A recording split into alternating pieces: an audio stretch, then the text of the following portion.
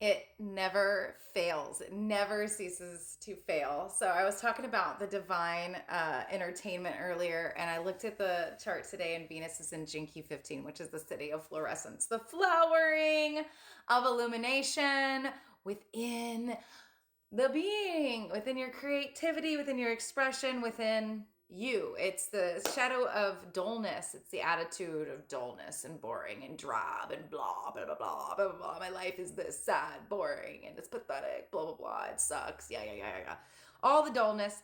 And it's the gift of magnetism when you start magnifying and attracting things into your life, okay? And it's the city of fluorescence. So let me dive into it. I'm going to read this from the book, okay?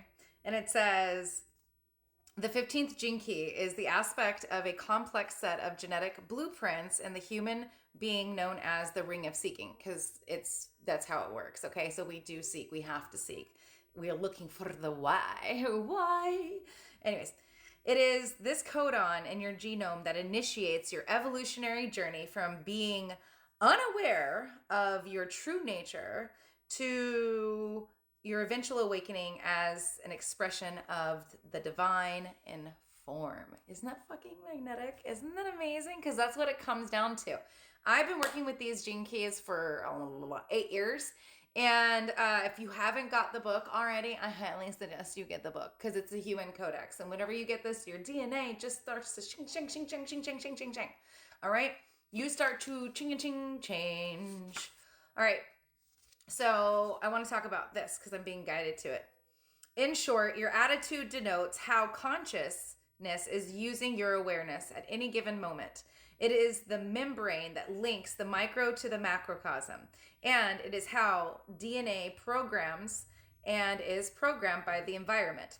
It is a natural response to life, and its prime directive seems to consist of only one thing: growth. Like I was saying earlier, it's like I needed some chlorophyll to get my plant to grow. Oh my god, I love how these keys, like, they're a living transmission and they live through us if you work with them. I mean, even if you don't work with them, you can, if you become aware of the keys, then you'll put it in perspective in your life, like, oh my god, and it just becomes so magic. So if you're living a boring, dull life and you're like, what is going on, blah blah blah, why am I not this, why am I not, get the fucking gene keys by Richard Red on Amazon. I think it's like $22 to $27. It's fucking affordable. All right. Finally, attitude is linked to your hormones and brain chemistry. We know this. And to something altogether beyond your consciousness, your conscious perception, your spirit. Okay. So I want to get into the goodies. Magnetism about the Schumann resonance, and just go figure, Venus is in this right now. And we just had solar flares and blackouts because, it's our solar system. It's us. It's how we're operating. We create the Schumann resonance. We create the changes that we see in the reality. It is that simple. It is the micro to the macro. Okay. Magnetism. This is a gift that will readily accept and work with any extreme human behavior or sphere. Magnetism does not exclude anyone, and the more diversity these people encounter in life, the more fulfilled they are. Yes, because the more you attract, the more you learn. The more challenges you go through, the stronger you become, the wiser you become, and the more knowledge, wisdom that you occur, right? So the city of fluorescence is the emergence of Shambhala.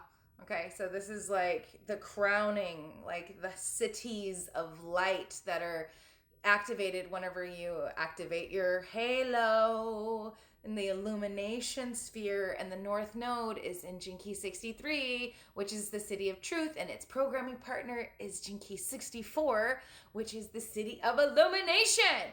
So these keys, all right, which are in the genetics of all of humanity, all right, are being activated. Isn't this so glorious? It's so fucking glorious. Okay. I'm letting you know, it's glorious. Oh my God, my hair. Don't you love it?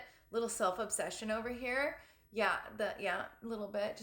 I love it though. I can't, like it's raining season in Florida. Like I can't even go out. I can't even blow dry my hair because if I go outside, it goes like this. Yeah. Anyway, so sorry. Little self obsession right there. Who's got the Irish hair where it's like all curly AF underneath? Yeah, all curly, and then it's like fucking flat Friday on top. I hope you're having a great weekend. Okay, so the emergence of Shambhala. The 15th city is a quality of florescence, a word that essentially refers to the process of bursting into flower. Each of the cities, in fact, represents a process of florescence. And there's 64 cities, there's 64 gifts, and there's 64 shadows. And the 64 codes of consciousness in the DNA that make up the 22 amino acids that make up the protein chains that make up us. Essentially, the carbon-based aspect of us.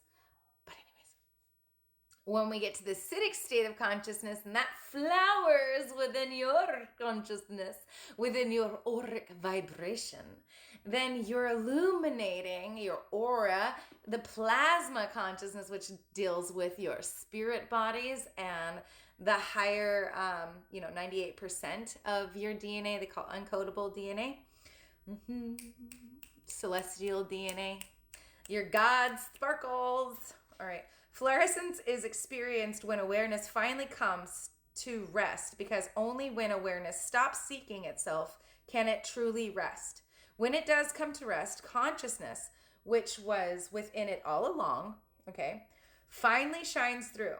The ancients and sages said that the mind must be still, or that all thought must stop in order for reality to be perceived. This has actually been misinterpreted down the ages. It is not that thought must cease, but identification, identifying with your thoughts.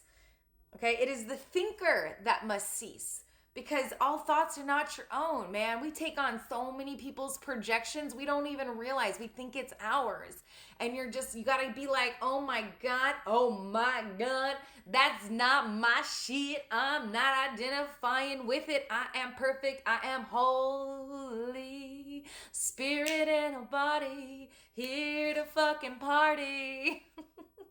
But I'll tell you what, you gotta get through your karma. You gotta get through your pain and suffering. You gotta clear whatever ancestral baggage, whether it's a 757 or it's a little hopper private jet that you came in here to clear.